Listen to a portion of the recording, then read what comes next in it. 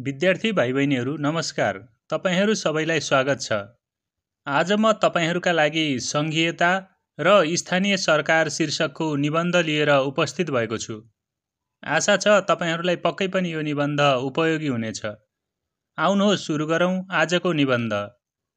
राजनीतिक र प्रशासनिक संरचनाका हिसाबले विश्वमा विभिन्न शासन प्रणालीहरू प्रयोग गरिँदै आएका छन्। तीमध्ये पछिल्ला दशकहरूमा लोकप्रिय हुँदै गएको शासन प्रणाली हो सङ्घीय शासन प्रणाली। यस प्रणालीले राष्ट्रलाई विभिन्न तहमा विभाजन गरी सत्ताको बाँडफाँड गर्ने गर्छ, जसले शासनलाई जनताको नजिक पुर्याउँछ, विविधतालाई समेट्छ र समावेशी विकास सुनिश्चित गर्न मद्दत पुर्याउँछ। नेपालले पनि लामो सङ्घर्ष र जनआन्दोलनपछि 2072 सालमा नयाँ संविधान जारी गर्दै सङ्घीय लोकतान्त्रिक गणतन्त्र अङ्गीकार गरेको छ।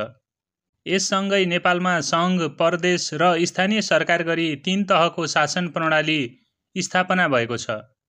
यी 3 तहहरूमध्ये स्थानीय सरकार जनताको दैनिकीसँग सबैभन्दा नजिक रहेको र सेवा प्रवाहमा प्रत्यक्ष सरोकार राख्ने तह हो।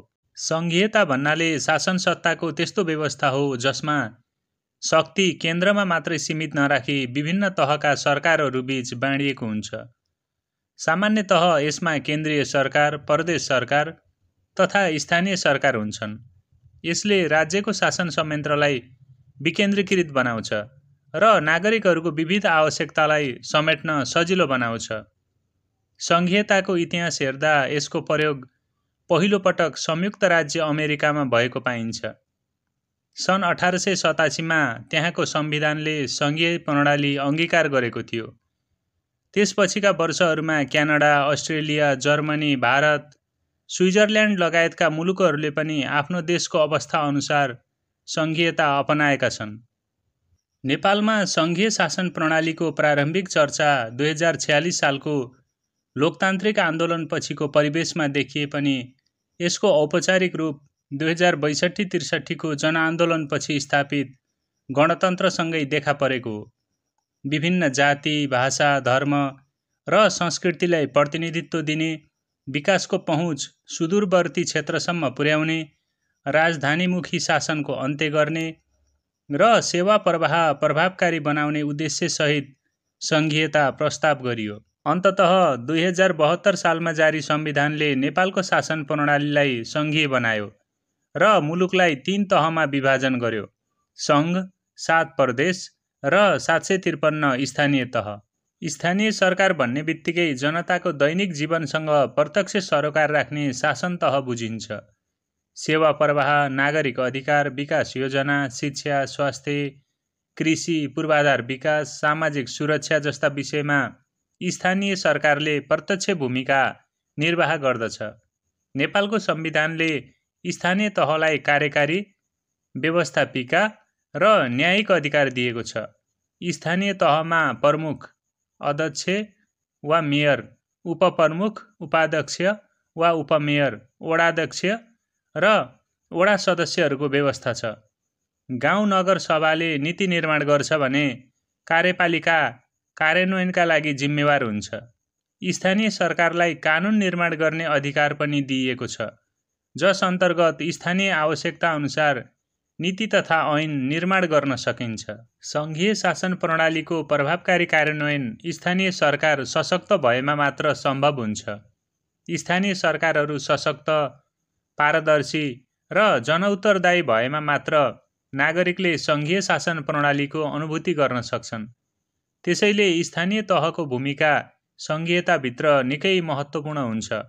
सङ्घ र प्रदेश सरकारले बनाएका नीति तथा कार्यक्रमहरूको प्रभावकारी कार्यान्वयन स्थानीय तह मार्फत नै हुने हुँदा तिनको सशक्तिकरण अपरिहार्य हुन्छ। स्थानीय सरकारलाई सम्पूर्ण अधिकार र स्रोत साधन नदिइकन सङ्घीयता पूर्ण रूपमा सफल हुन सक्दैन। स्थानीय सरकारले स्थापना भए यता विभिन्न क्षेत्रमा उल्लेखनीय काम गरेका छन्। सेवा प्रवाह सहज बनाउने कार्यमा स्थानीय सरकार सफल देखिएका छन्। नागरिकता सिफारिस, मृत्यु दर्ता, विवाह प्रमाणपत्र, घर निर्माण स्वीकृति, सामाजिक सुरक्षा भत्ता वितरण जस्ता दैनिक सेवाहरू सहज र छिटो पाउन थालिएको छ। यसले जनताको शासनप्रतिको विश्वास बढाएको छ। यस्तै विभिन्न स्थानीय पूर्वाधार विकासका योजनाहरू जस्तै सडक निर्माण, खानेपानी आयोजना, सामुदायिक भवन निर्माण, विद्यालय सुधार, कृषि अनुदान जस्ता कार्यक्रमहरू सञ्चालन गर्दै जनस्तरमै विकासको अनुभूति दिलाइएको छ। समावेशिताका दृष्टिकोणले हेर्दा पनि स्थानीय सरकारले महिलाको सहभागिता सुनिश्चित गरेको छ। संविधान अनुसार हरेक वडामा एकजना महिला सदस्य अनिवार्य छन् भने प्रमुख वा उपप्रमुख मध्ये एकजना महिला हुनैपर्ने प्रावधानले महिलालाई नेतृत्वको भूमिकामा ल्याएको छ। यसले महिलाको आवाजलाई नीति निर्माण तहमा पुर्याएको छ। साथै दलित, जनजाति, मधेसी, थारू, मुसलमान, अपाङ्गता भएका व्यक्ति लगायत विभिन्न समुदायको प्रतिनिधित्व स्थानीय तहमा भएको पाइन्छ। यसले समावेशी शासन प्रणालीको अभ्यासलाई बलियो बनाएको छ। यद्यपि यस्ता सकारात्मक उपलब्धिहरूका बावजुद स्थानीय सरकारहरू विभिन्न चुनौतीहरूको सामना गर्न बाध्य छन्। प्रमुख चुनौती हो प्राविधिक दक्ष जनशक्तिको अभाव।